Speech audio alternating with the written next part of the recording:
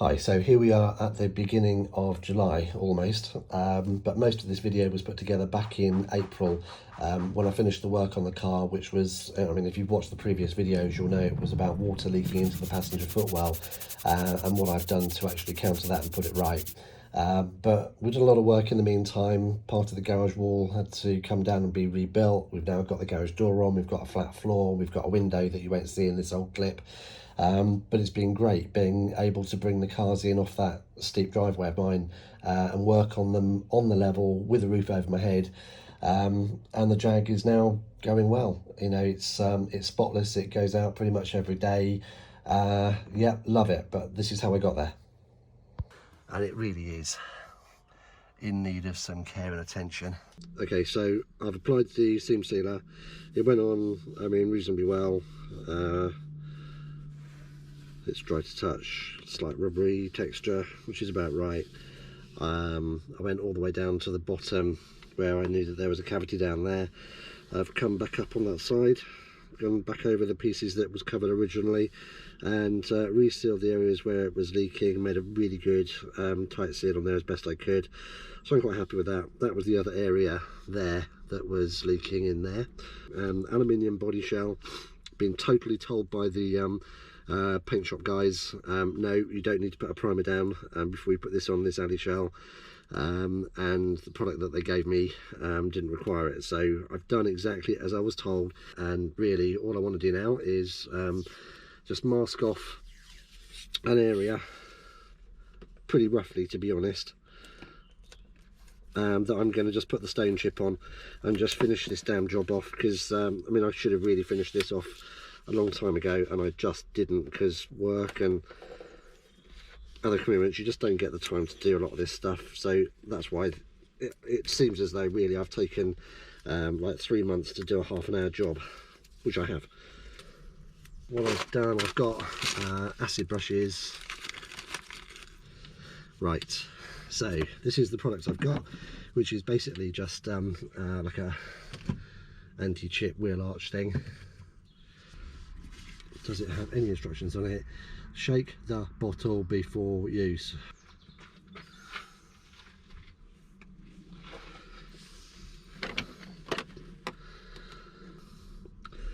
It's not quite, it's like an emulsion paint going on. It's not especially thick, but it's not especially runny.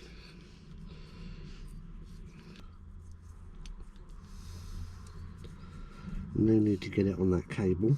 I can avoid that reasonably easily with this brush, but I'm going to soak that corner in.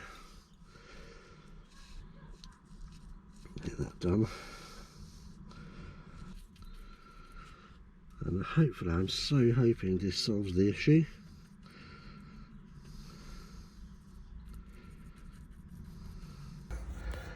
I think I've made good with that really quite nicely. You can see that, and that's how that's worked out. That's got a seam sealer and then stone chip just to protect it, because of course the carpet is going to go in here, and if I've got the carpet module rubbing against seam sealer, it's going to rub it off and deteriorate it. And this stuff is really nice and hard, and in my personal humble opinion, it's actually finished to a better standard than it was from the factory. Right, to the front. So moved the cables out of the way and managed to knock off the old seam sealer. There were big lumps of seam sealer, and very clearly there, it's all nice and clean in there, well, apart from all the crumbs I've got to clean out. But you can clearly see the crevice in the corner and the seam where the water's coming through. So onwards. So I've put the seam sealer in the front now and pushed it in and compacted it in there as best I can into the cavity and into the seam line. Just made sure it was well and truly coated. I've tested it. No water's coming in. Unbelievable. I'd be so relieved if this is all done, and then I can get on and put the carpet back in and get the car looking back like a Jaguar again. Right, I will start just by getting everything out that's been dumped in here over time.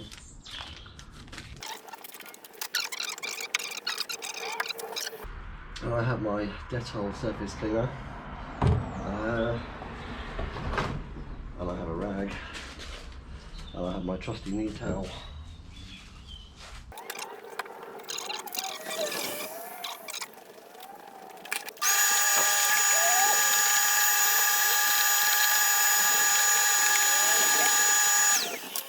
Get a paintbrush and just get in there. I just want to clean it up and have it absolutely spotless.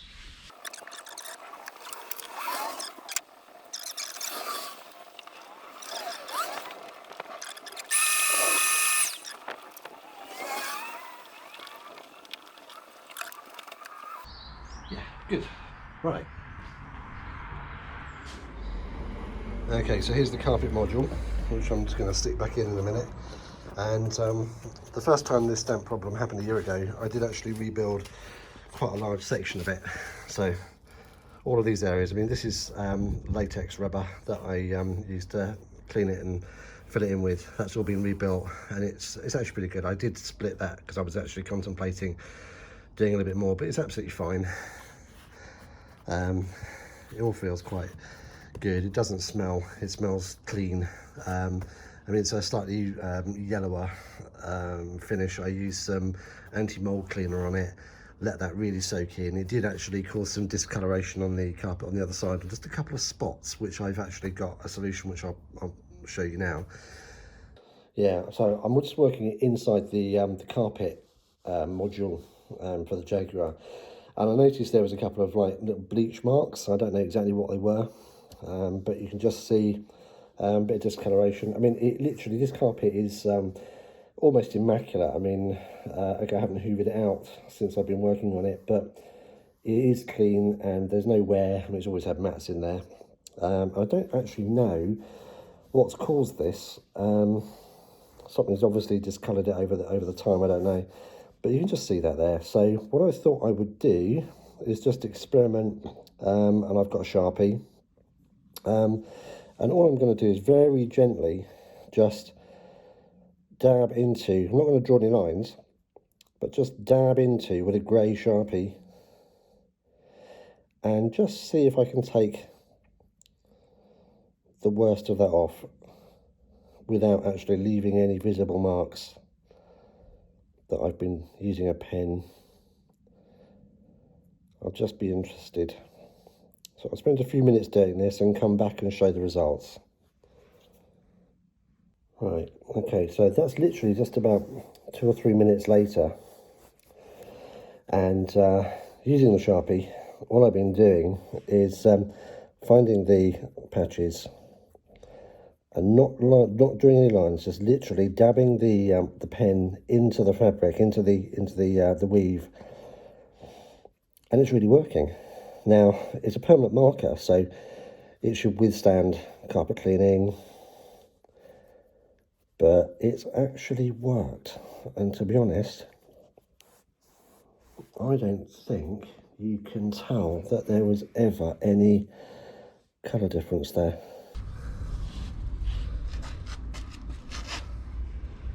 I think if I remember getting it backwards first, and then twist it up and over what would be the back seat.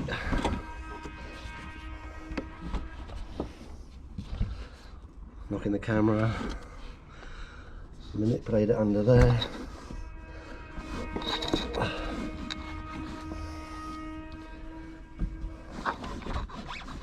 Bring it around. Try not to scrape the living crap out of it.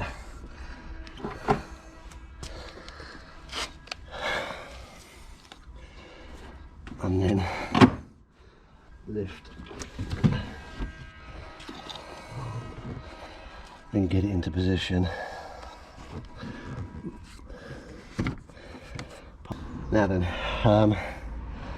there's a hole there for the electrics, and now would be a good time to get those up. Push rather than pull, because I don't want to damage any of those leads. And the third one, I think. Come on, baby. There we go. There's the actual seat bracket things are there, so you can pretty much see where you need to be. This is the next thing to worry about. just to get this under there. Push that back in again.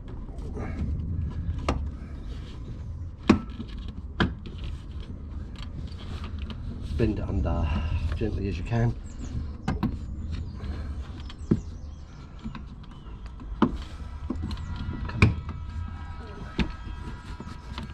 And there's like a kind of tide line around the actual carpet where it's been sat underneath this trim for so many years, so you can see pretty much where you've got to get to. So I had a little bit of a problem, like I said, with the I had a little literally spots, I think it was up in this corner, or this corner, that corner I think, where some of the anti-mold cleaner that I'd used to clean off the other side of the latex stuff, or the foam, had dripped through. But I think my solution to that is perfect. I literally can't see anything. That just looks completely normal. So I'm very happy with that. Now there is a clip that goes on there somewhere, and then the rest of it is held on with trim. Now, have I forgotten anything else like the seat belt? No. The only thing I have to do is fit that under there, but I'll come back to that in a moment. Here we go. It's actually quite dark in here, so it's difficult for the camera to pick things up, but I just need to actually lift this free and get this carpet. In fact, I'll just put that pin in there, and I should have done it the other way around ideally, but it will go under. You literally just have to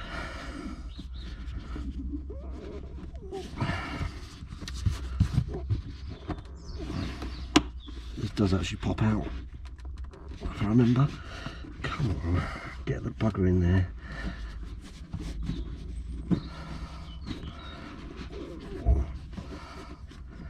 Right, now pull out.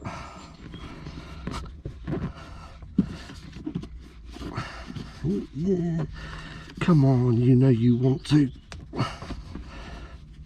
That's it. If you're going to do it right. Okay, so the next thing is, hang on, I might have to move the camera down slightly. Excuse me. Probably still not quite enough. There we go. Alright, so this hole here is where the seatbelt goes, and that goes in with, oh shit, which one does that go in with? Get in there.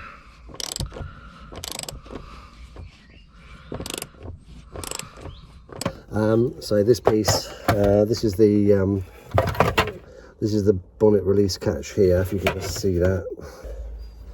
Make sure I don't trap anything. Get those wires on the inside, and then literally presto, that's it. And bonnet release, so that's that. Great. Is that over that hole? That is over that hole. That is where it needs to be. So, slap, we're done. And that automatically starts to look like the inside of a Jaguar. Pathetic, still.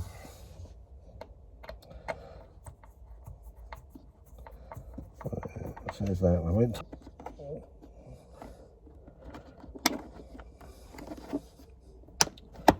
That's it.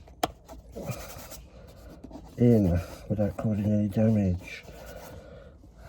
Right, that's that. That's what happens. That is the inside put back together.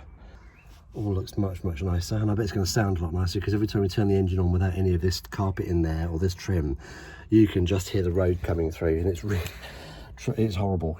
Next job now is to get the back seats cleaned and get everything put back in.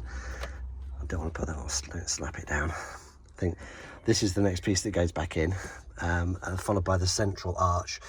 But what I'm going to do is take out these back seats, make sure it's spotless by the time it comes back in. But everything else is now starting to look and feel a bit more homely.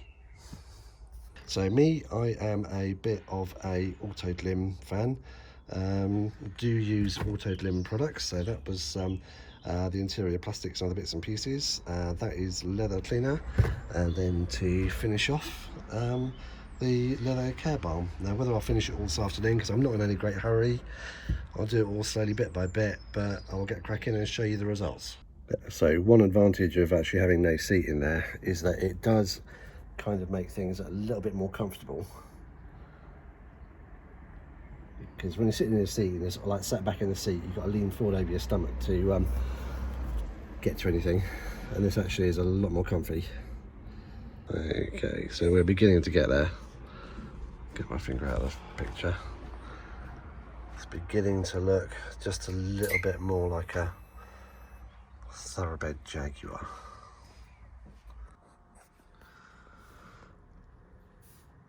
Hi, so it is today a few months on. We're now almost July, and I mean, I did finish the car way back a couple of months ago when I put most of this video together, but work and it's been manic and I haven't really had a chance to do anything other than just, you know, eat and sleep and drink, but I just thought I'd finish this video off finally and just show you how it all ended up. It's all been valeted, the leather's all been completely cleaned and refurbed.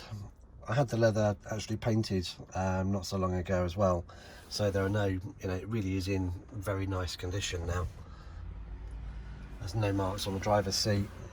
Everything is looking completely pucker. And it's just turned birthday, so it's just turned 34. Wow. But this is quite honestly a fabulous car, and yeah, I could have gone for the hot version, but at the time, it was a long time ago, it was years ago, back in 2008, I couldn't afford it, and I'm so pleased with this car, and it's given me so little trouble, to be fair, albeit a couple of leaks. I've had an electrical problem with the lights, pretty much that's about it. So I think it's time just to sort of show off. I've done it, it's all looking grand. It's parked up overnight in the garage, it gets taken out every day. Very few of these around at the moment as well. Price of petrol, cost of petrol is just ridiculous. I have now spotted one thing that I've got to do fairly soon as well, and that is the roof lining is just sagging in that corner, and that will no doubt be a result, I think, of its age. But where the car has been damp on the inside, it's had all that water in here, obviously that damp has to affect something, doesn't it, ultimately? And the leather is absolutely fine, there's no problem there, but I've got a new roof lining on order, or I can actually get this one repaired. It literally is just starting to sag up in that corner, and that's not a big job. Literally take off these panels and away, so that's probably the next thing I'll do, to be fair. But yeah, very pleased, and I'll just finish off this video at long last and get it posted.